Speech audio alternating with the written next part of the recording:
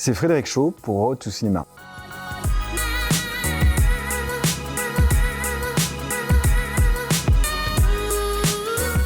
Frédéric Shaw, merci d'avoir accepté notre invitation. On est très heureuse de te recevoir dans le cadre des tables rondes du Festival Pluriel, un véritable enjeu politique et sociétal pour échanger notamment sur les questions de représentation et de l'invisibilisation des personnes d'origine asiatique au sein du 7e art.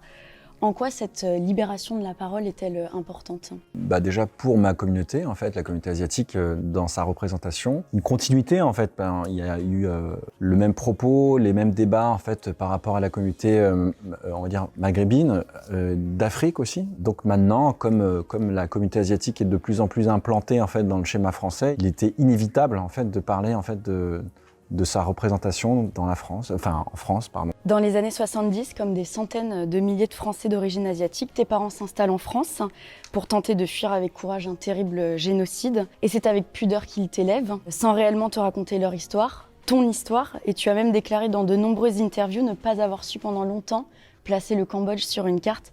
Comment tu l'expliques ? Mes parents étaient assez, comme tu disais, pudiques et forcément, en arrivant en France, ils mettaient toute leur énergie pour travailler, pour subvenir à nos besoins. Du coup, tout ce qui était lié en fait au passé, moi je pensais vraiment que mes parents étaient venus en France pour des raisons économiques, pour un futur meilleur. Et quand j'ai découvert en fait la véritable raison qui était plus politique et tout simplement de survie. Là, ça a fait en fait comme une bombe qui explose et j'avais envie de connaître mon histoire et de connaître mon identité. À l'âge de 21 ans, tu es steward, tu voyages dans le monde et puis à l'âge de 28 ans, si je ne me trompe pas, un vide un peu s'installe en toi. Tu fais du stand-up, tu montes sur les planches, quelqu'un te tend la main, Jamel Debbouze. Comment il s'est passé ce tournant dans ta vie ? C'est vrai que c'est un tournant parce que en fait, j'aurais jamais imaginé en fait que je ferais ce métier-là. J'ai fait du théâtre parce que j'étais extrêmement timide à l'âge de 26 ans et en fait une opportunité s'est présentée à moi et je l'ai saisie parce qu'il y avait cette envie-là. Je me sentais vivre en fait dans l'incarnation de pouvoir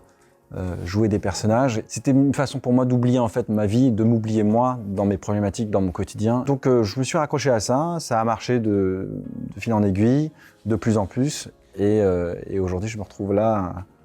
Au festival. Vu par 12 millions de Français au cinéma, le grand public te connaît grâce à ton rôle de gendre idéal dans la célèbre comédie française « Qu'est-ce qu'on a fait au bon Dieu ?» De Villetaneuse aux Marches de Cannes, ce succès a fait de toi un symbole pour la communauté asiatique. Malheureusement, des rôles forts et iconiques interprétés par des comédiens asiatiques dans le cinéma français, on en connaît peu.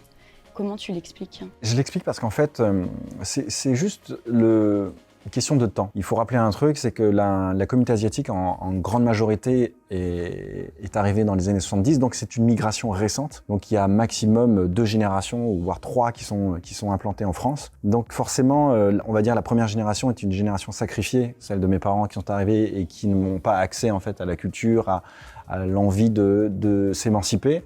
Ma génération à moi et celle qui arrive en fait ont accès en fait et se sentent pleinement français et ont accès en fait à d'autres métiers qui sont artistiques ou pas. Et du coup, on va en voir de plus en plus. Donc voilà, quand on prend l'exemple de la communauté en fait maghrébine ou Afrique, c'est une communauté qui est implantée depuis plusieurs générations, voire 5-6. Donc c'est normal que eux en fait ont eu des représentants en fait dans le 7e art. Comment ça marche quand on te propose un scénario ? Qu'est-ce qui fait que tu l'acceptes ? Alors il y a 2 choses, c'est le propos du film et le metteur en scène. Moi, ce que je rêve de faire en fait, et je travaille là-dessus, c'est un film d'action. J'ai écrit un film d'action.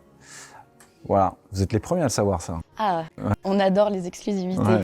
Donc je travaille sur ça et je travaille sur 3 autres projets qui sont 2 séries et un biopic. Chez Road to Cinema, on aime bien les conseils pour entreprendre, pour oser. Et toi, vu que tu as un parcours assez atypique et que tu t'es réorienté, quel conseil t'aurais à donner pour quelqu'un qui rêve de faire de la comédie mais qui n'ose pas se lancer ? C'est un conseil qui est assez général au final et qui est universel. C'est quelle que soit l'envie que tu as, en fait, il faut y croire, quoi. Faut juste avoir confiance en soi, travailler comme un acharné et les choses se font ou pas. Mais si elles se font pas, au moins on aurait essayé. Et je pense que le plus important dans une vie, en fait, c'est de ne pas vivre avec des regrets et des remords. Merci beaucoup, merci Frédéric. Je te souhaite plein de belles choses et on merci. va continuer à te suivre de très près. C'est gentil, merci beaucoup. À bientôt.